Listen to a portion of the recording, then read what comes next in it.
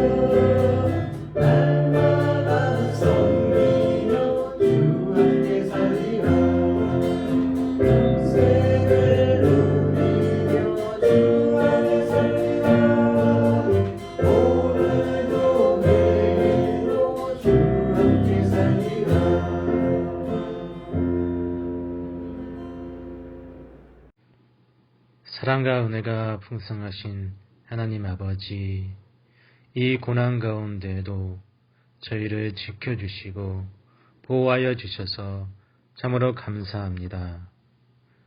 사랑의 하나님 아버지, 대면이 아닌 비대면으로 예배를 드리지만 저희들이 어디에서 예배를 드리든지 그곳에 하나님께서 계신 곳이라면 그곳이 예배 장소임을 믿고 귀하게 예배를 드릴 수 있도록 함께하여 주시옵소서.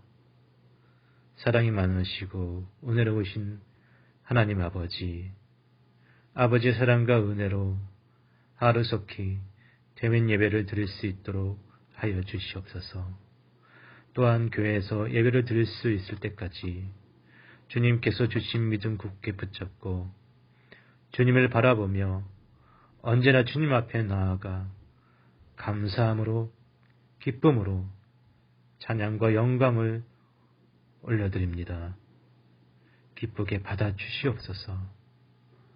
또한 저희들에게 건강도 지켜주시옵고 언제나 영의 양식으로 전하여 주시는 목사님 위에 성령으로 충만케 하여 주시옵고 강건하게 지켜주시옵소서. 감사드리며 우리 주 예수 그리스도의 이름으로 기도합니다. 아멘. 2020년 10월 18일, 10월의 셋째 주일입니다. 10월의 말씀 암송하고 함께 은혜를 나누도록 하겠습니다. 너희가 내게 부르짖으며 내게 와서 기도하면 내가 너희들의 기도를 들을 것이요 너희가 온 마음으로 나를 구하면 나를 찾을 것이요 나를 만나리라. 에레미야 29장 12절 13절의 말씀입니다. 하나님의 말씀은 에레미야 47장 1절에서 7절까지 보도록 하겠습니다. 바로가 가사를 치기 전에 블레셋 사람에 대하여 선지자 에레미야에게 임한 여호와의 말씀이라. 여호와께서 이와 같이 말씀하시되 보라, 물이 북쪽에서 일어나 물결치는 시내를 이루어 그 땅과 그 중에 있는 모든 것과 그 성읍과 거기에 사는 자들을 휩쓸리니 사람들이 부르짖으며 그 땅 모든 주민이 울부짖으리라. 군마의 발굽 소리와 달리는 병거 바퀴가 진동하는 소리 때문에 아버지의 손맥이 풀려서 자기의 자녀를 돌보지 못하리니 이는 블레셋 사람을 유린하시며 두로와 시돈에 남아있는 바 도와줄 자를 다 끊어버리시는 날이 올 것입니다. 여호와께서 갑돌섬에 남아있는 블레셋 사람을 유린하시리라. 가사는 대머리가 되었고 이 아스글론과 그들에게 남아있는 평지가 잠잠하게 되었나니 내가 내 몸 베기를 어느 때까지 하겠느냐.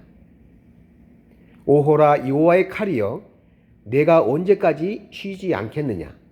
내 칼집에 들어가서 가만히 쉴지어다. 여호와께서 이를 명령하셨은즉 어떻게 잠잠하며 쉬겠느냐. 아스글론과 해변을 치려하여 그가 정하셨느니라 하니라. 하나님의 열방을 향한 심판은 46장 애굽을 시작으로 47장 블레셋, 48장 모압, 49장 1절에서 6절까지 암몬, 49장 7절에서 22절까지 에돔, 49장 23절에서 27절까지 다메섹, 49장 28절에서 33절까지 게달과 하솔, 49장 34절에서 37절까지 엘람, 50장과 51장 바벨론을 끝으로 하나님의 심판이 이어집니다. 지난주에 애굽의 멸망에 대하여 말씀을 나누었고요. 오늘은 47장 두 번째 하나님의 이방 나라에 대한 심판으로 블레셋에 대해서 언급하고 있습니다.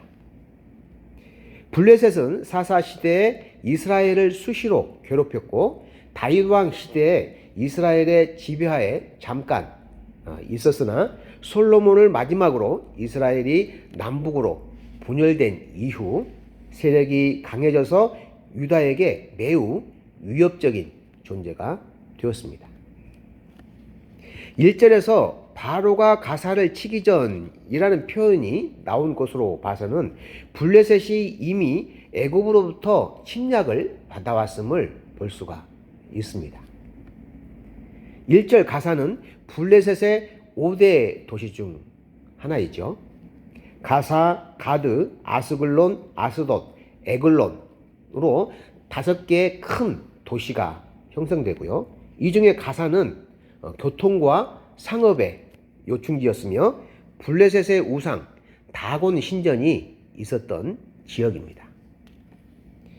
2절에서 물이 북쪽에서 일어나 물결치는 시내를 이루어 그 땅과 그 중에 있는 모든 것과 그 성읍과 거기에 사는 자들을 휩쓸리니 라는 표현이 있는데요. 물이 북쪽에서 일어난다고 하는 것의 의미는 북쪽에 있는 강력한 나라로부터 침략을 받을 것이라고 묘사하고 있습니다.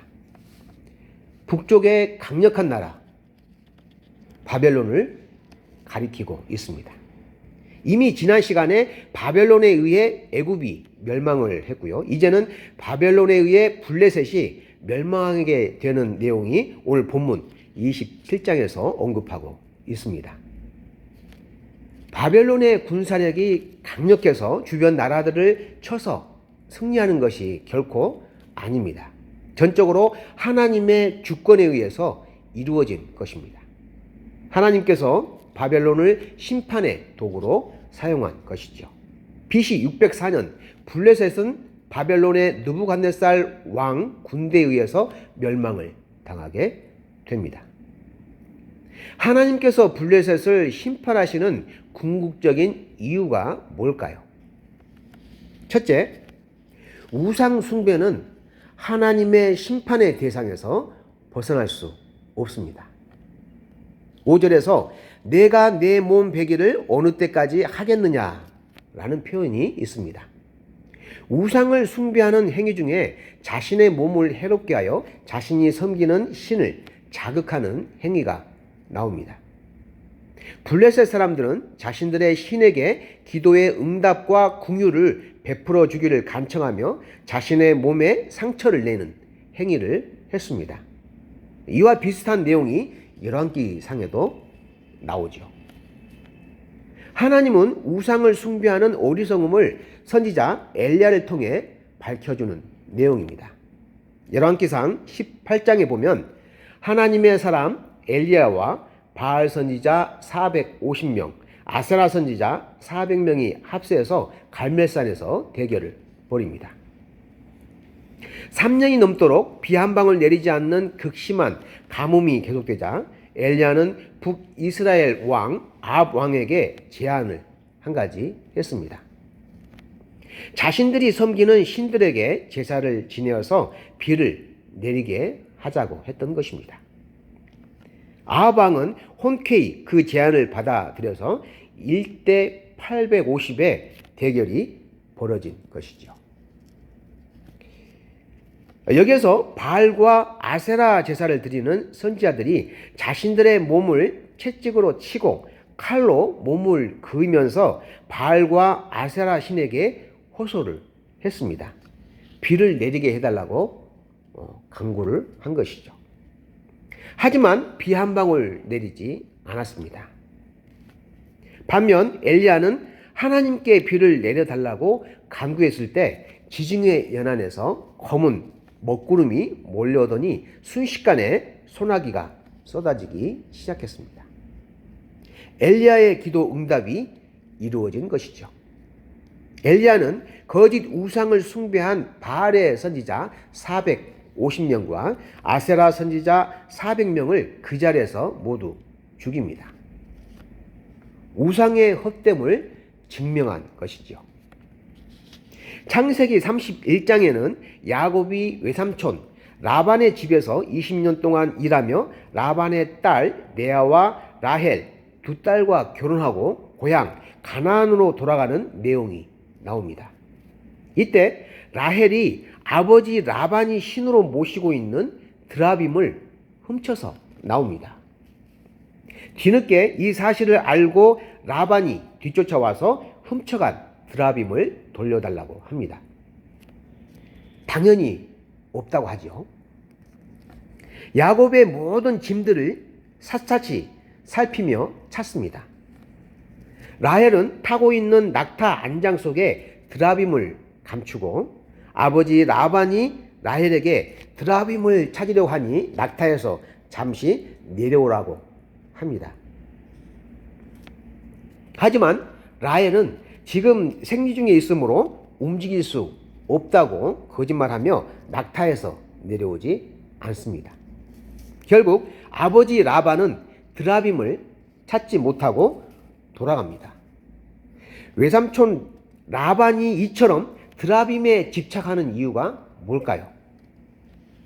이 드라빔은 가정을 지키는 수호십니다. 우상인 것이죠. 가정을 안전하게 지켜주고 재물도 풍족하게 해달라고 하는 가정의 신입니다. 마치 우리 옛날에 조상들이 문지방에다가 부적을 붙여놓는 것 같은 비슷한 행위죠. 가정을 지켜주고 삶을 풍족하게 해준다고 하는 이 우상을 손에 쥔 라헬은 베들레헴 근처에 왔을 때 둘째 아들 베냐민을 낳다가 그만 목숨을 잃습니다. 결국 이 드라빔이 라헬을 지켜주지 못했던 것이죠. 둘째로 세속적인 연합은 의미가 없습니다. 인류는 종종 어떤 위기가 처하면 서로 손을 잡고 협력을 합니다. 때론 필요하다 싶으면 적과도 서슴지 않고 서로 손을 잡고 닥친 위기를 극복하려고 노력합니다. 하지만 하나님 앞에서는 이러한 세속적인 연합은 의미가 없습니다. 4절에서 블레셋이 위기에 빠지자 두로와 시돈은 블레셋에 지원군을 보냅니다. 하지만 하나님은 지원군이 제 기능을 못하도록 끊어버리시겠다고 선포하셨습니다. 갑돌섬에 남아있는 블레셋 사람들도 원정을 감행하여 블레셋을 위기에서 구해보려고 하지만 블레셋을 파멸해서 구해내지 못합니다. 블레셋을 지원하려고 했던 두로와 시돈 역시 바벨론에 의해 멸망을 당합니다. 하나님이 빠진 어떠한 인간적인 연합이나 협력은 무기력하며 아무 도움도 되지 못합니다. 이러한 행위는 오히려 하나님 앞에 교만으로 작용하여서 하나님의 징계와 책망을 면하지 못합니다. 바벨탑 사건을 통해 더 잘 알 수 있습니다. 하나님의 창조 사건 이후 아담을 중심으로 많은 인류의 팽창과 번영은 욕심과 탐욕으로 이어집니다. 창세기 11장 4절에서 성읍과 탑을 건설하여 그 탑 꼭대기를 하늘에 닿게 하여 우리 이름을 내고 온 지면에 흩어짐을 면하자 라고 기록하고 있습니다. 탑을 높이 쌓아 자신들의 이름을 널리 알리고 하나로 똘똘 뭉치자고 합니다. 하나님보다 높아지려는 교만으로 가득한 인간들의 형태를 잘 알 수 있는 대목입니다. 결국 하나님은 각기 이들에게 다른 언어를 주어서 이들을 뿔뿔이 흩어지게 만들었습니다. 과학이 발달하고 의술이 발달하면서 인류의 삶의 질은 높아지고 있습니다. 수명이 연장되어서 이제는 100세 시대라고 말을 합니다. 문화생활과 여가생활은 인간의 삶을 풍요롭고 건강하게 만듭니다. 얼마 전까지만 해도 장애인들의 바깥 나들이는 불편하고 힘든 삶의 여정이었습니다. 그러나 지금은 어떻습니까? 편리한 지하철이 서울, 경기 지역 어느 곳이나 다 갈 수 있는 환경이 조성이 되었습니다. 가고 싶은 곳 어디든 다 갈 수가 있습니다. 발이 닿지 않는 곳은 장애인 콜택시가 실어다 줍니다. 제 페이스북에도 사진을 올렸는데 서울시에서 특장버스 4대를 도입해서 장애인 단체나 그룹이 바깥 나들이를 할 수 있도록 지원하고 있는 것을 보았습니다. 장애인 개인이 이용할 수 있는 초록 여행도 있고요. 난 몸이 불편해서 외출하기 힘들다라고 하는 핑계는 더 이상 될 수 없는 그러한 현실이 되었습니다. 얼마나 살기 좋은 세상을 우리가 살아가는지 모릅니다. 이러다 보니 사람들의 단합과 끈끈한 연결고리는 더욱 단단해지고 하나로 뭉치는 효과를 가져왔고 힘을 모으면 무엇든 이뤄낼 수 있고 어려운 난관도 충분히 극복할 수 있다는 자신감으로 충만한 현실 속에서 살아가고 있습니다. 하나로 똘똘 뭉쳐진 공동체 안에 하나님은 비집고 들어갈 틈이 없습니다. 보이지가 않습니다. 하나님은 바깥으로 밀려나고 인간들은 모집단을 형성하여서 자신들의 목적과 목표를 향해 전진해 나아갑니다. 하지만 이러한 집단의 공동체는 자신들의 이익과 편리함을 위해서 존재합니다. 조금이라도 손해가 될라치면 쉽게 돌아서고, 심할 경우 어제의 동지가 오늘은 적이 되기도 합니다. 하나님의 보살핌이 없는 개인 이기주의로 뭉친 공동체는 쉽게 무너지고 와해되기 쉽습니다. 세 번째로, 탐욕과 욕심은 파멸의 기름을 보여주고 있습니다. 블레셋은 지중해 연안과 섬 지역을 돌며 약탈과 살상을 일삼는 해적들이었습니다.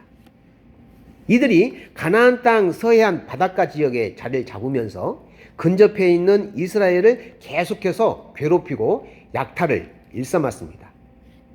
하나님을 모르고 하나님을 두려워하지 않는 이들의 무지하고 악한 행위를 하나님은 방관하지 않으시고 심판하신 것입니다. 다윗과 골리앗의 싸움에서도 잘 나타나고 있습니다. 다윗이 골리앗을 향해 이와 같이 말합니다. 사무엘상 17장 45절에서 다윗이 블레셋 사람에게 이르되 너는 칼과 창과 단창으로 내게 나아오거니와 나는 만군의 여호와의 이름 곧 내가 모욕하는 이스라엘의 군대 하나님의 이름으로 내게 나아가노라. 이렇게 말하며 골리앗과 싸워서 승리를 거둡니다. 이 땅의 물질과 권력과 풍요로움은 부질없으며 꽃과 같이 풀과 같이 시들고 말라버린다고 성경은 가르쳐주고 있습니다. 하나님의 말로 다할 수 없는 축복을 받았던 솔로몬도 그의 인생 말년에 이와 같이 고백합니다. 전도서 1장 2절에서 헛되고 헛되며 헛되고 헛되니 모든 것이 헛되도다 라고 고백하며 인생의 허무함을 노래하고 있습니다. 그럼에도 왜 인간들은 썩어 없어질 이 땅의 유한한 삶에 집착을 할까요? 그것은 자신이 가진 재물, 자신이 쌓아놓는 부귀영화는 영원히 존재할 것이라고 믿는 어리석음에 있습니다. 누가복음 12장에 어리석은 부자의 이야기가 나옵니다. 한 부자가 밭에 소출이 많아지자 고민이 생겼습니다. 이 많은 곡식을 어디에 쌓아두지?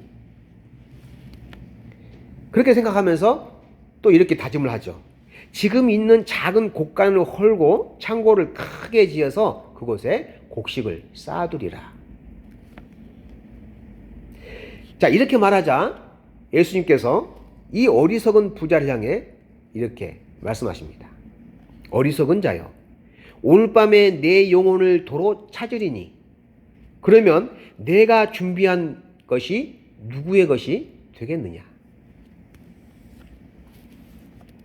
지난해 대한예수교 장로회 총회에서 명성교회 세습 문제로 소란스러웠습니다. 명성교회 김상원 목사가 아들 목사에게 교회를 물려주는 세습의 문제가 총회 헌법에는 금지되어 있는 항목인데 총회 헌법을 고쳐서 아들에게 교회를 물려주고 싶어 했습니다. 많은 이들이 반대하고 성명을 내며 저지를 시켰지만 대다수의 사람들을 매수하고 회유해서 헌법을 통과시켰고 세습이 타당하다는 결론을 내고 말았습니다. 자신의 목적과 뜻을 이루기 위해서 사람들을 사주하고 돈으로 매수하여서 표를 얻고 힘을 얻는 행위는 하나님의 백성들이 행해서는 안 되는 세속적인 방법으로서 하나님의 책망과 징계를 면치 못할 것입니다. 마치 대그룹의 총수가 자식에게 회사를 물려주듯이 대형교회를 자식에게 물려준 것이죠.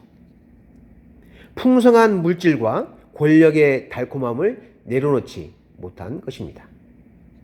만약 작은 교회, 성도수가 얼마 되지 않는 개척교회였다면 과연 자식에게 그 교회를 물려주고 싶었을까요? 앞으로 자식이 감당할 고생길이 훤히 보이는 상황에서 결코 교회를 물려주려고 하지 않았을 것입니다. 교회를 물질의 대상으로 본 것이죠. 교회를 돈을 잘 벌어들이는 주식회사로 본 것입니다.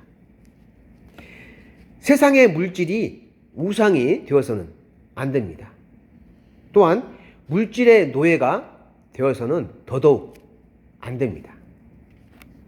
세상의 욕심과 탐욕에 집착하는 잘못된 생각과 판단의 결과는 하나님의 심판으로 이어질 것입니다. 교회의 주인은 하나님이시며 예수 그리스도가 교회의 머리 되시는 기본적인 상식을 외면해 버려서는 결코 안 될 것입니다. 지금 우리 교회는 사회로부터, 지역 주민으로부터 냉대와 질타를 받고 있습니다. 크고 작은 교회에서 코로나 확진자들이 생겨나고 이로 인해 코로나 전파의 주범으로 낙인찍혀서 따가운 시선과 조롱거리가 되고 있습니다.